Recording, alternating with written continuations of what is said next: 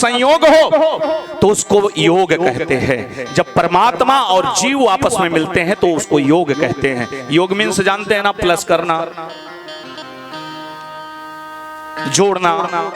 वो योग नहीं जो रामदेव बाबा करवाते हैं, वो योगा है,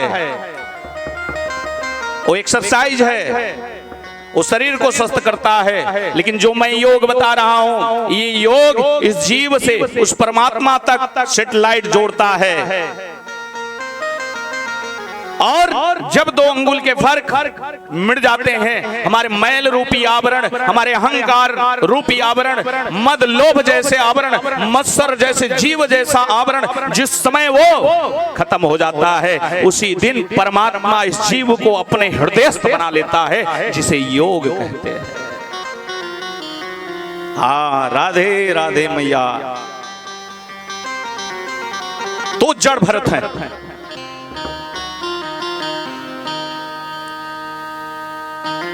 जड़ भरत को भी मोह हुआ मृग में,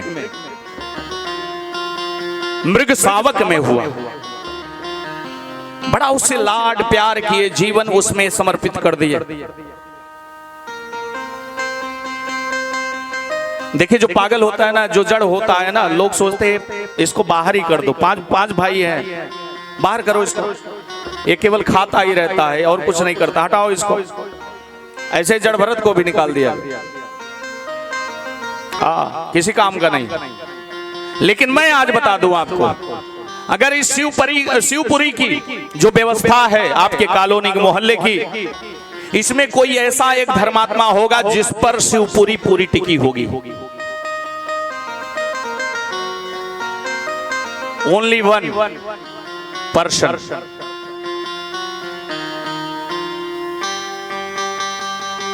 ये सत्य मैं कह रहा हूं, इस शास्त्रों का कहना है। एक गांव को चलाने के लिए उस गांव में ना एक धर्मात्मा जरूर जन्म लेता है।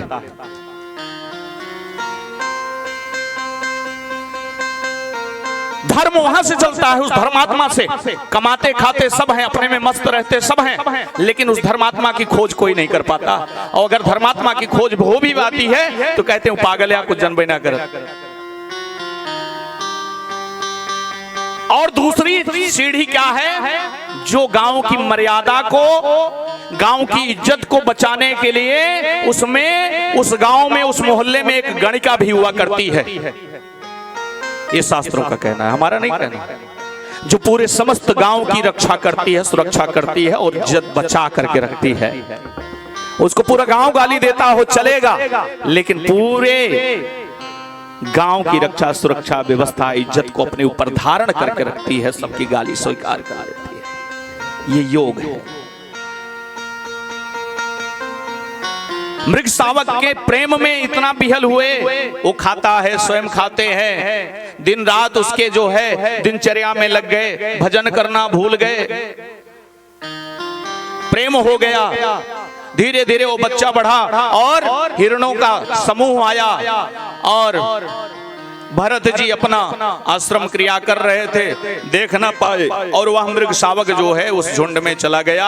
और जब उन्होंने ढूंढना प्रारंभ किया, नहीं मिला, तो उन्होंने उसी के योग में अपने प्राण का त्याग कर दिया और अगले यौन मृग की पाए।